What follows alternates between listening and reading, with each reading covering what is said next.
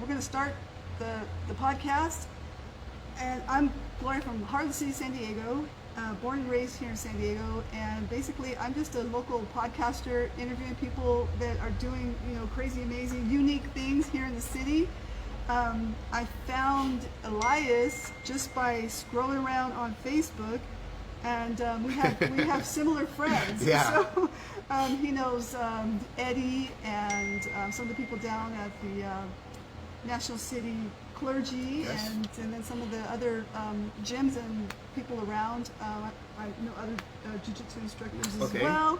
And then I was following him, and I was listening to some of his stories and some of his speaking and things, and I was like, this guy with all these tattoos has some really crazy stories, but they're also very inspirational and very life transformational as well. And I wanted to kind of, as I was studying him and see what he did and stuff, and kind of his personality, kind of your personality, Sure. to see, if you were good to come on a camera.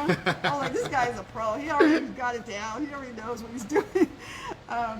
And so I am like so excited to be here with Elias Gallegos. And Elias, I just in reading your story and stuff, and I do want to do like kind of an introduction. Sure, of course, well. yeah. I don't want to skip that over because it's kind of really important. It's a super cool thing there. And it says here, Elias Gallegos was born and raised in San Diego to parents who are pastors. Wow. Throughout his youth, he routinely got into trouble and found himself in jail. Yeah. At age 16, super young, for armed robbery. As a young adult, he became a bodyguard and kidnapped for drug dealers. Dang, dude. There was a time when he didn't think he would even live to be 30. Now at the age of 45, he is the head of one of the biggest associations in jiu-jitsu, the Alliance Jiu Jitsu Association. He founded the Alliance Eastlake Foundation, a 501c3 nonprofit that mentors, counsels, and gives free training to local law enforcement. Yes. He has 2 degrees, one in theology and the other in counseling.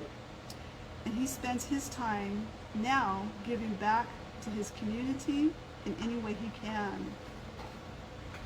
So, Elias, tell us like a little bit of your story. Start from kind of like the beginning, and we want to really get to know like where it all kind of like began.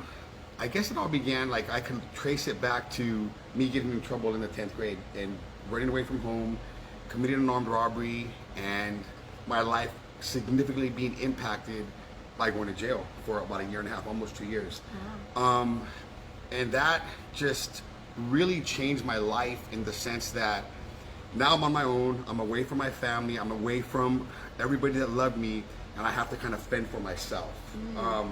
And because of that, when I got into that program, things got significantly worse in the sense that I didn't come out a better person. I came out knowing how to do things worse. I met people that I shouldn't probably have ever met, and from that, I could really pinpoint that, leading my way into becoming a bodyguard and a kidnapper for drug dealers, just from that simple point in my life. Yeah.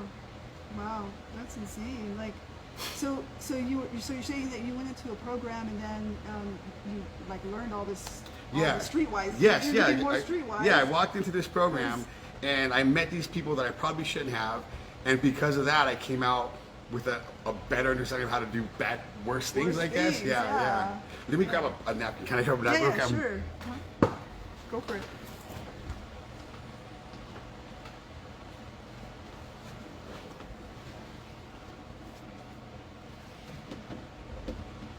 There you go. Okay. So we're sitting here in his dojo now. Dojo, is that the right word? Yeah, Academy Dojo. Yeah, Academy Dojo. His academy. And You know, I was really curious because you wrote here that your parents were pastors. Yeah, yeah. So So here's what ended up happening is that at a really early age, and I just started sharing this like in the past 3 or 4 years, but at an early age, I was molested by an uncle and a teacher, and growing up in a Latino community, in a Latino household, where everything is about being a man, you know, in the Latino community, everything is about being a man, and being so embarrassed that this was happening to me, being so embarrassed that a person who thought he was a tough kid, that this was happening to me, I acted out. You know, I was a bully. I was getting in trouble because I didn't know why this was happening to me. I didn't know how to deal with the effects of what was happening to me, emotionally, physically, mentally, spiritually. And nobody knew why the son of the pastors, or the son of these preachers who became pastors, nobody knew why this kid was acting out. All they knew was that, you know, I got labeled a troublemaker kid. Like, this kid's a troublemaker. This kid, why, you know, good for nothing. And what ended up happening is I fed into that, and I was like, okay, I'm going to be a troublemaker. I'm going to be the biggest troublemaker I can ever be, because what's happening to me, I never want that to happen to me again. And for years, I suppressed that childhood trauma. And you know what's funny, Gloria, is I even forgot about it. But the effects of what happened to me wouldn't let me forget about it for very long. And it would rear its ugly head every once in a while. And it caused, I'm not going to say it caused me, but because of that, it led me to addiction. It led me to pornography. It led me to a self-destructive mindset. And I've only begun to deal with that recently. And like, now I'm 45, and I've only begun to deal with that recently in the past 4 or 5 years. So, I mean, the first way that you deal with it is by sharing it. Admitting it. For sure. And that was the struggle. The biggest struggle for me was being somebody who is in the fight community, in the jiu-jitsu community, in the jiu-jitsu world. And when I finally stepped forward and talked about that and shared about that, man, there's no scarier feeling. There's no scarier feeling than what are my peers going to think of me? What are my students going to think of me? What are my sons going to think about me? You know? But I'm very thankful that I have a loving support system. I have loving students who supported me through that. And I'm like, Gloria, I'm still dealing with the trauma of what happened to me. But I'm able now to better understand why I made decisions in the way that I did throughout my life, throughout my history. Like, I can go back and pinpoint, okay, I see why I did this. I see why I did that, because I'm trying to cope with this, and this. And I never got therapy. I never got professional help for it. And so imagine I'm a little kid, 6, 7, 8, 9, 10, in middle school, trying to cope with things myself because I don't want to share what happened to me. So, But I bet in sharing, you found out that a lot of these other tough guys, they probably 100%. So you know how you talked about how you were kind of following me, and then you saw that I every once in a while do like a motivational thing here and there. One time, because of what happened to me, I suffer from severe depression, you know, and I would self-medicate. And so one time I just made a post on Facebook that said something like, hey, if you're suffering from depression, so do I. You know, not everybody's perfect. Everybody thinks I have my life together. Blah, blah, blah. Come and train for free, right? And Gloria, you'd be surprised at how many professional MMA fighters, high-level jiu-jitsu guys, just people out of the woodwork sent me private messages saying, hey, Professor, hey, Elias, thank you so much for sharing. I'm going through the exact same thing. And because you, thank you. And that was kind of like the little ding, you know, that was like, whoa. All I made was a small little presentation on Facebook or social media. What if I put some thought into it? What if I poured into that a little bit more? How many more people could I help? How many more people can I kind of bring out of that shell? And just kind of, we can all be on this journey together of healing. Because I think, I'm not lying, I feel like everybody that's listening, everybody that I come in contact with is dealing with something. They're going into something, they're in something, or they're coming out of something. And if we all, like, if I took their hand and if they took my hand and we kind of went through these things together, I think the world would be a much better place, a much safer place, you know. But I think embarrassment and a misunderstanding of what's happened to us, I think that affects our mindset and our timing on coming out. Yeah, I totally agree with that. You know, the camaraderie in that is so important. You know, I didn't grow up in church, and I come from a really crazy home. My parents were not Christian. My dad was a biker, and he Oh, was really? an ex-convict. He did 10 years in San Quentin. And my mom was, you know, she was an alcoholic. She recovered 45 years, I think, something like that now. Her and my aunt. So I'm so proud of them because I didn't ever do drugs or anything like. I got in a little bit of trouble, but not like big trouble or anything. But you know, because they broke this kind of a generational thing, Right. which is what you're doing today. Right. And it took that. Imagine the embarrassment that they have to admit to. You know, I've seen what they've done. Right. You know, my dad's not with us anymore, but you know, my mom and talking with her, and even the conversations that we have today, you know, I have to reassure her that I don't see her like that. Like, Right. I don't see her as that person. They're like two different people. Like, yes, I went through that. I've seen what you did, and I acknowledge that, but you are not that. Right. And so people have the ability to do that when you start to admit or start to open up. And Right. There's like a freeing. make There's a that freeing change. sensation that when you begin to share, as difficult as it is, the healing process begins. And I think Yeah. because people are afraid to share, that for a lot of people, the healing process never even starts. Yeah. And like I said, for me, it was very, very scary coming to terms with finding. You know, I think one of the hardest things was me admitting to my father last year. I only openly admitted to my father what my uncle did to me last year, you know. And man, that trauma, that trauma, Gloria, was like deep rooted, like in the pit of my stomach. And when I released that, there was a weight, there was I just can't even begin to explain that. But the healing process started. The healing process started. Yeah. Oh, definitely. I'm so glad that you shared. You know, I'm so glad I'm so glad that I seen you around on the Facebook Yeah. and things like that, because, you know, it is important. Like to the highest level, you know, for men, because you know, I have a friend that I was on his podcast too, Dave Daly. He talks about, you know, he's this big, tough, buff guy, and he talks about, you know, fear. Well, in his words, fear is BS. Right. There's no such thing. I mean, fearless is BS, and there's no such thing as fearless. Right. We all have fear. Of course, yeah. Grown men, even tough guys, we all have fear. Hi. That's one of my students from Texas, Johnny Oh, Chang. cool. Yeah. And so, you know, that, and it's a matter of that when you face it, it's courage. Right, So yes. what you're doing is not a dumb thing. It's Right. a courageous thing. So that's the way that people take it. That's courageous that he admitted that. Yeah. And even the tough guys that reach out to you, you know, behind the scenes as Yeah, well. and that's what I do. Like, that's what I do that for. That's what I put myself out for. I'm a very open book when it comes to like my addiction, my depression, the things that I go through on a daily basis. Because on the outside, people will look at my life and say, "Oh, you know, great businessman, and you know, he seems to have everything together. He loves to party. He's like." But sometimes I'm hanging by a thread. Sometimes I don't want to get out of bed. Sometimes that ugly depression, heavy blanket drapes all over me, Yeah. and it's difficult. But what helps me to get up and push forward is my students. What helps me to get up and push forward is my circle, is you know, my kids. Like, what's my why? My why is my kids. My girlfriend who loves me and supports me. Like, all these things help me to push forward. Yes. And be the man that God wants me to be, that God created me. I'm not there yet. I don't think I'm there. I'm not even close to that. But because of the healing process and sharing what happened to me as a kid, I'm well on my way. And I'm able to help people. I don't have to become a perfect person, start helping people. I can help people in my broken state as I'm healing, and we can all heal together. And that's why I'm here. That's why I do the things that I do. Yeah. Because you can only be you. You Right. can't be anybody else. You can't be, you know, you can be you as you.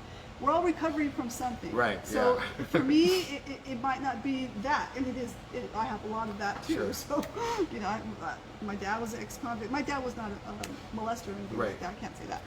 But there were family members that were. Sure, You yeah. know, and it happens in a lot of families. Yeah. You know, it just is like this weird thing that happens. Yeah. It's not okay. But people don't admit to it Right. because of there's a scary thing with that, you know.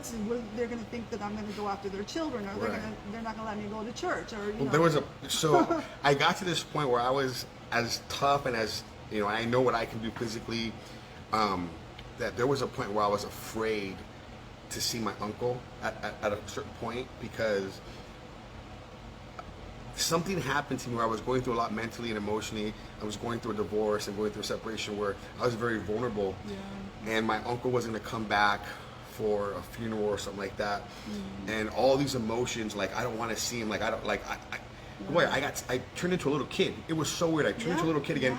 And then, but then the rage came back, and I was like, wait, I'm not a little kid anymore. I'm gonna kill this guy. Like, to the point where the family told him, like, not to come, because they, like, so I was very unstable, but the fact that knowing that he was going to come back, and me for a moment turning into a little kid, a little child, deathly scared me. It just made me, I was like, yo, what's happening to you? Like, what's going on? And that was just, again, part of the healing process of releasing all that stuff, letting people know what had happened, and then dealing with it, you know, trying to deal with it in a mature way. You know?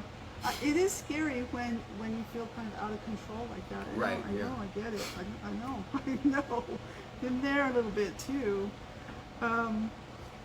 So I have a cheeky little question I want to ask you. Okay.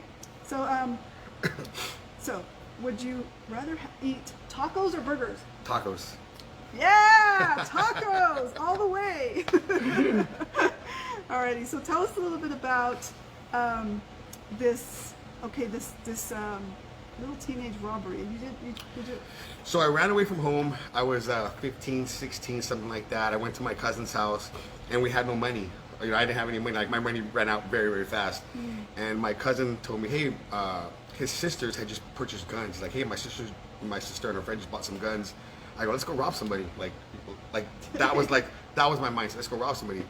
We take the guns. We're driving around San Diego, and we ended up in Point Loma. And you know, kind of thank God it ended the way it did, because the cops saw us right away. It was like 2 o'clock in the morning. We were looking to rob like a hooker or something. We didn't know, right? So we're in Point Loma, and the cops just kept seeing us go back and forth, driving back and forth. And then we see some guy at the ATM. We pull over. Oh, look at this kid. He's a young kid at the ATM. We pull over to the ATM, and we pull out with our guns. And he turns around, and we saw his face. His face wasn't looking at us. His face was looking at the cops behind us. And there was like 15 cop cars there. They had already called backup. They knew what we were doing. And so my cousin was an adult at the time, so he goes to jail, and I went to Camp One Juvenile Hall for like a year and a half. Right. And then through there, you know, I met all these other people, and then I got out, and I ended up doing all that other stuff that I ended up doing. Dang. And you talked about some of the training that you do. You talked about some kidnapping. Right. So there was a portion of my life where I was a bodyguard and the head kidnapper for drug dealers. And so without you don't have to name the names. Yeah, I'm not going to. But I never hurt anybody that was a civilian, or somebody who didn't deserve it, or somebody who didn't owe money or something like that. So look, for me, I am at peace. I'm at peace with everything I've done, because in my mind, I never did anything to somebody who wasn't in the war, who wasn't in the game. So I never hurt a kid. I never hurt an innocent person. In my mind, the people that I took care of, in my mind, deserved everything that they got. I get it. So you know what? I'm so like amazed. Like I'm just like amazed at the story. I get so excited because I only know a little bit about you. I didn't know all this stuff. Right. This is like all the good stuff. Well, it's the old stuff, right? It's the old stuff that. You know, thank God that I was able to go through all that stuff and learn a lot about life, learn a lot about loyalty, learn a lot about what a real man type is, like what a real person is. Like you only have, at the end of the day, you only have your word, you know. And I met some really good friends in that. You know, there's some friends that I'm never gonna see again. But like I said, I wouldn't change my life. You know, if God said, "Hey, Elias, pick your life. I'll give you your life all over again," I wouldn't change it, because today I'm the man that I am today. I'm the person I am today because of everything that's happened to me, because of all my struggles, because of all my failures. I'm the person like I am today because of all that. So I would not change it. I wouldn't make my life any easier because there's no growth in that. Yeah. If there's no struggle, there's no growth. I Yeah. truly believe that. Yeah. And so I feel like I'm a man full of growth because I've gone through so much struggle, Yeah. but I have a lot more to go through, and I want to deal with it in a better way now. Yeah, I totally agree. You know, I thank God because there were people like you when I was a young juvenile who did an intervention. Right. So it was in National City. It was David Chigos High School in the 80s. And it was a team of brothers that were ex-Marines, and one was an ex-cop. They developed a school which was called it was David Chigos High School, but the curriculum was Mind, Body, Values. And they did some of the stuff that you talk about, a lot of the training as well, because for us it was boxing. Oh yeah, okay. And we went through the boxing training, but it was life training. Right. Like so one of the things that I do with my At-Risk Street program, I work with the San Diego Police Department and the Second Chance, and then I'm also in talks right now through the National City Clergy Association. So Yeah. since I joined the National City Clergy Association, last month we ended up feeding the National City Police Department. We brought them a taco truck, awesome. we brought them food, just to say thank you. Like, you know, especially nowadays where there's very little support for our law enforcement. It's a thankless job. Yeah. And so, you know, I support law enforcement 100%. We do a lot of free training for them. But the Clergy Association, what we did is we bought the taco truck for them. We just showed up and supported them. Yeah. And through that process, I met Elias there, and we're working on getting a second chance in the National City Police Department. Wow. And what we do is, if you know, if there's an at-risk youth, someone who's been in juvenile hall before, or been in jail for something very minor, or they're in a gang, and they're in a gang because they don't want to be, but they have to be, right? Yep. And so what are the prime times for these guys to get in trouble is after school, 3, 4, 5, 6, you know, when they're done with school and but now there's no school sometimes for these kids, right? Yeah. So what I do with my program is I bring them in, like I said, one of my degrees is in counseling. I mentor, I counsel them for free. We give them free training. We give them lifetime membership share my academy. We provide all the training, all the gear for free. And if I can just pluck one out and save one from going to jail for the rest of his life, or committing a crime that will adversely affect the rest of his life, then my job is done.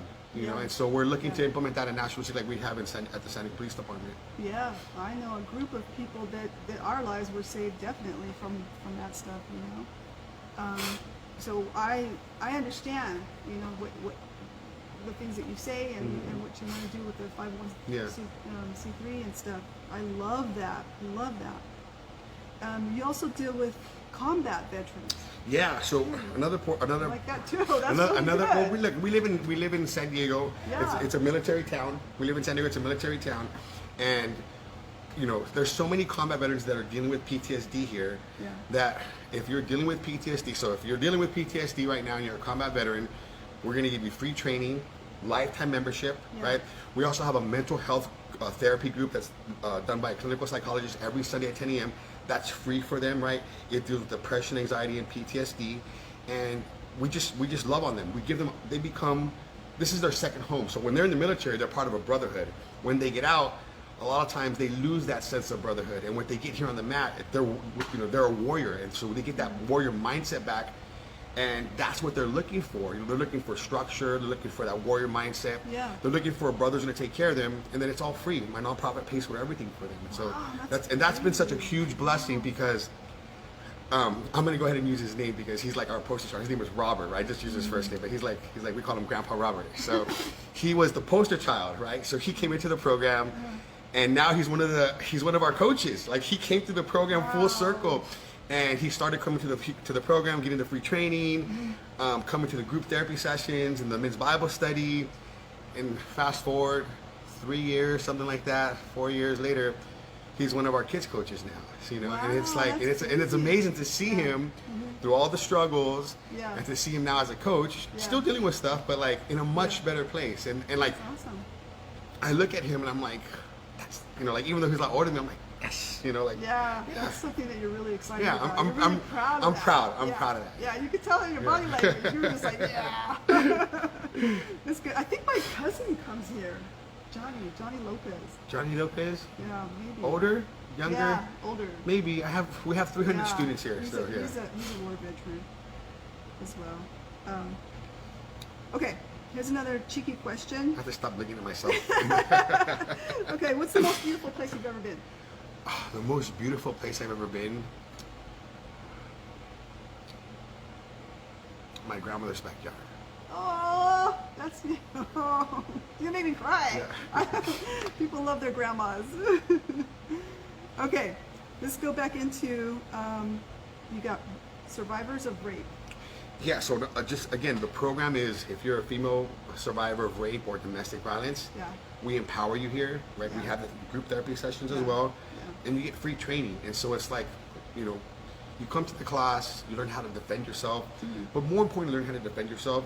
You become a part of a family, and now it's not a girl with a bunch of guys; it's a girl with a bunch of brothers. You know, a bunch of uncles You know, here. I needed to hear that Yeah. because, like, I have a friend that they keep telling me to come to jiu-jitsu, and I'm like, I am not gonna be rolling around with some guys. Oh no, yeah. So a lot of times when this is what happens, a lot of times a woman will come into class and they'll know that they need the self-defense. They know that it's important for them. But they come to class and it's primarily a male-dominated sport, a culture. Yeah. And so they walk in, they see all these guys, and they're like, no, this guy's gonna hit on me. That guy looks weird. That guy stinks, or whatever, Exactly, right? that's exactly Yeah, what and that's usually what happens. But at the end of the day, the culture that I've created around here is it's one of family. So when a girl comes in, I'm like, hey, this is your sister, this is your mom, this is your aunt, this is somebody like that. Yeah. Treat her like that. Yeah. And so now when the girl comes in, she has a bunch of brothers, you know, she has a bunch of uncles or Yeah. a father figure or something like that. Yeah. And that's what I've cultivated here.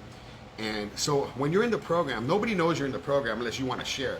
So I have people that are here that's training. great. Yeah. That's a good point. Oh, That of course, point is yeah. real So important. yeah, so nobody wants to come out and say, oh, guess by the way, I got molested, or by the way, Right. so you know, it took me 30 years, right? But you do have women and these men that are so empowered, that are so thankful for what we've done for them, that they're willing to share their story. And so there's people here in the program that people think, oh, this guy or this girl is just a paying customer, and nothing could be for. They're actually in the program. You know, they just don't come to the group therapy session. They go to their own because they want it that way. So one thing I do require is that if you're in the program, you're either coming to our group therapy sessions or you're going to some type of counseling on your own. But you have to be involved in some type of professional counseling because this alone won't do it. There has to be different avenues. You know, you're required to go to some type of church, you know, synagogue, something spiritual, mental, and physical is our philosophy here. So physically, we build you up.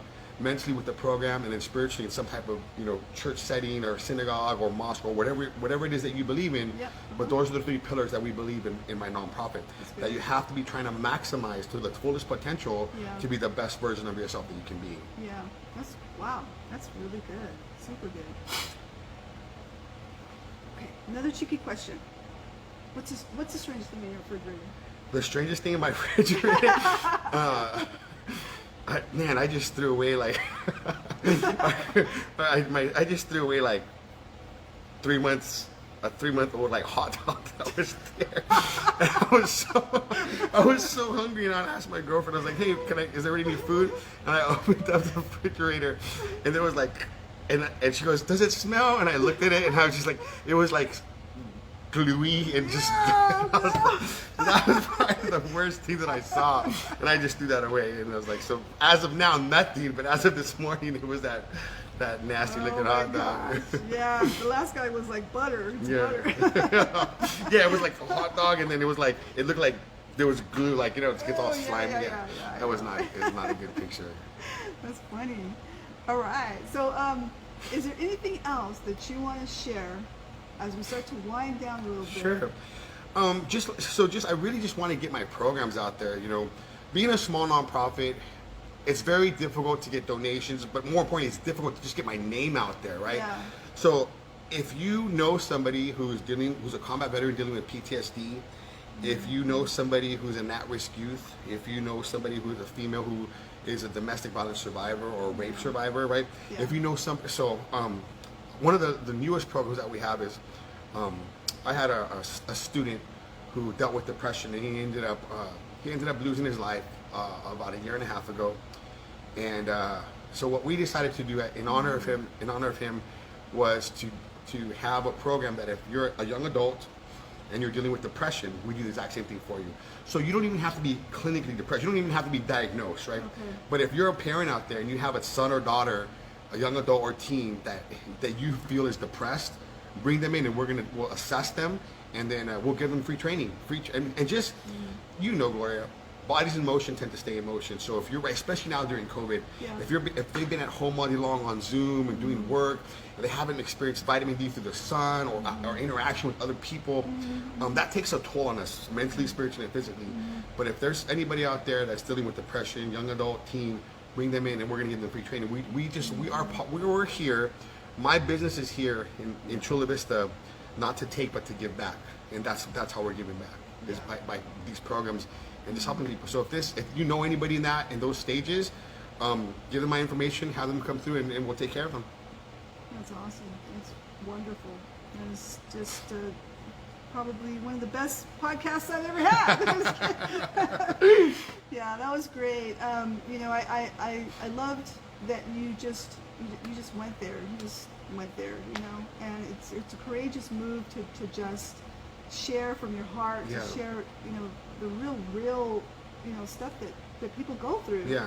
You know, because we're all recovering. You know, we all have issues. You know, no one is exempt from the recovery stuff or the issues Right. in life. We all have them, and sometimes we're living in this kind of this you know, social media world where Right. we only show that good part. And Yeah. we need more. I think social media can be so harmful to people because, especially for young adults and young people, you see people, you know, like these influencers and, oh, this person, look at this life I want to live. And like, people will look at my life and say, oh, this guy has, you know, 7 schools and this, that. You know, my instant success took 20 years, Yeah. right? So we need to be very careful. And that's why it's so important for me to be as real as possible.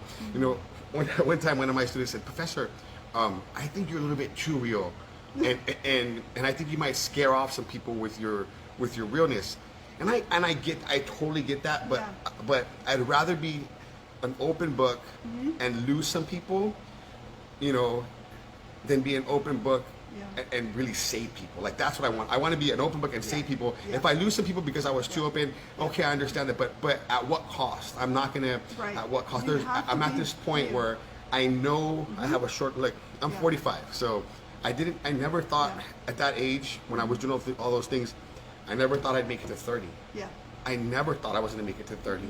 Yeah. And so now being 45, I'm like, oh my God, this is extended time. God Yeah. granted me extended time. You know, Yeah. I should be dead or in jail for the rest of my life for the things that I've done. Yeah. And so now I'm trying to utilize these last remaining years or however many years God has left for Yeah. me, and trying to do the best I can for Him. Yes. And that's it. That's all. Yeah. That's all anybody can do. Yeah.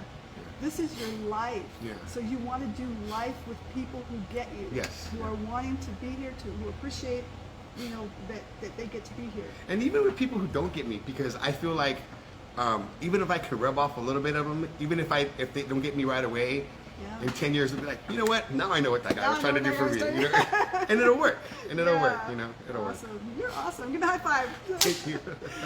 Elias Gallegos, everybody. That was a great interview. Thank you, Gloria. I Thank really you so appreciate much it. Thanks for being coming out. here. Thank you. Bye, guys. We're Bye. gonna tune out for now. Love you. Oh, and peace out. Bye, guys.